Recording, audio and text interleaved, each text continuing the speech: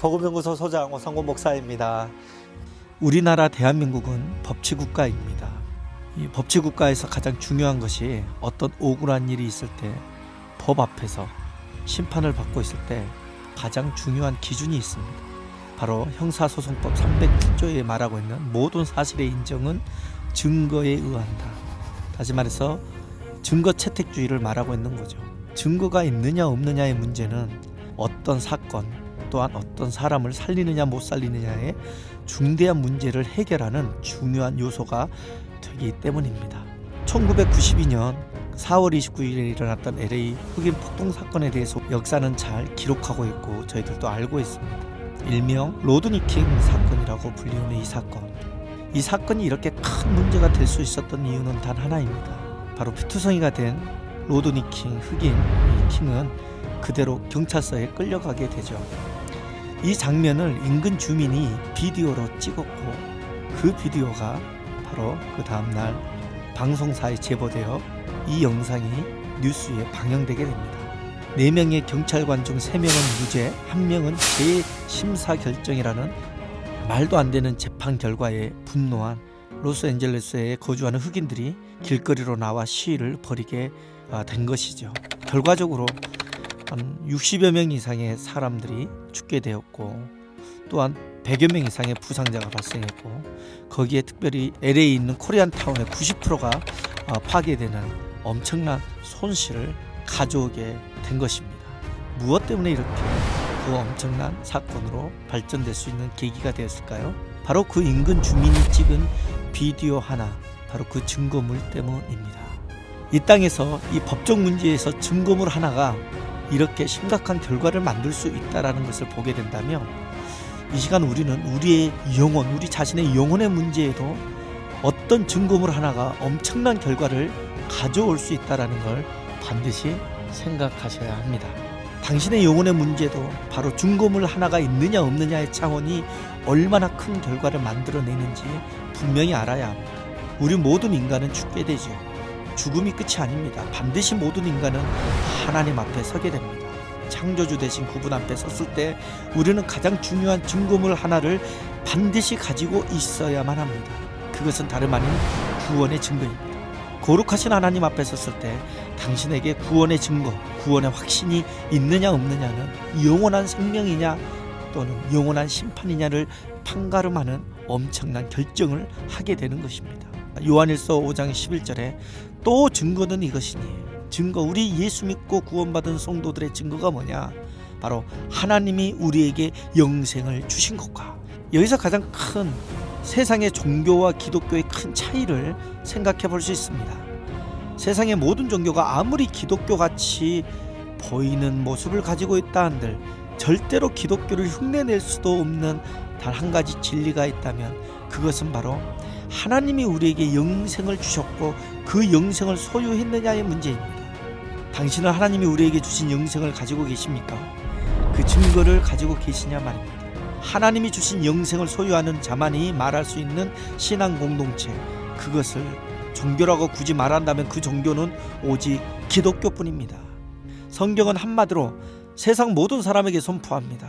바로 여러분들에게 하나님이 영생을 주셨다라는 거죠. 이 메시지를 바로 설명한 구절이 어쩌면 복음 중에 복음이라고 말하는 요한복음 3장 16절이 아니겠습니까? 하나님이 세상을 이처럼 사랑하사 독생자를 주셨으니 이는 그를 믿는 자마다 멸망치 않고 영생을 얻게 하려 하심이라. 그럼 그 영생이 무엇인지에 대해 계속 요한일서 5장 11, 12절은 말씀하고 있습니다. 또 증거는 이것이니 하나님이 우리에게 영생을 주신 것과 이 생명, 이 영생이 그의 아들 안에 있는 그것이니라 라고 말합니다. 하나님이 주신 영생이 어디에 있습니까? 바로 이 생명이 그의 아들 안에 있는 그것이다 라고 분명하게 선포하고 있습니다. 종종 신을 믿으면 다 좋은 데 가는 것 아니냐라고 말하는 분들이 있습니다. 하나님이나 하느님이나 모든 신이 똑같은 거 아니냐, 가톨릭을 믿든 기독교를 믿든 불교를 믿든 모든 종교를 믿는 건 좋은 것 아니냐, 산에 올라가는 길이 여러 가지가 있듯이 결국 그 여러 가지 길을 올라가다 보면 정상에서 만나는 것 아니냐, 천국이든 극락이든 낙원이든 그래서 모든 종교에 다 구원이 있다라고 말하는 사람들이 있습니다. 그러나 성경은 절대로 그렇게 말한 적이 없습니다. 하나님이 주신 영생은 바로 그의 아들 예수 그리스도 안에 있는 생명이라고 말합니다. 다시 말해 예수 그리스도가 없으면서 하나님을 믿는다고 말하는 모든 사람에게는 영생을 소유할 수 없다라는 것입니다. 더 정확하게 말해 기독교가 말하는 영생은 오직 예수 그리스도 안에 있는 생명이어야만 하나님이 주신 영생이라는 것입니다. 여러분은 하나님을 말하면서도 예수 그리스도 안에 있는 생명에 대해 알지 못하고 가지지 못했다면 당신은 절대로 그리스도인이 아니라는 사실을 알아야 합니다. 종교인은 될지 몰라도 말입니다. 그래서 성경은 당신의 구원 문제의 증거를 더 정확하게 말하고 있습니다. 다시 한번 요한일서 5장 11, 12절 말씀을 보십시오. 또 증거는 이것이니 하나님이 우리에게 영생을 주신 것과 이 생명이 그의 아들 안에 있는 그것이니라. 아들이 있는 자에게는 생명이 있고 하나님의 아들이 없는 자에게는 생명이 없느니라. 이게 무슨 말입니까? 하나님이 우리에게 영생을 주셨다고 믿는 사람에게 반드시 증거를 보여야 하는 것이 있는데 바로 당신에게 예수가 있냐 없냐라는 것입니다. 예수 없는 기독교라는 말 자체가 되지가 않습니다. 왜냐하면 기독교라는 단어가 바로 예수 그리스도가 신이라고 믿는 바로 종교이기 때문입니다. 구원의 확신은 나의 어떤 개인적인 체험과 환상의 증거를 말하는 것이 아닙니다.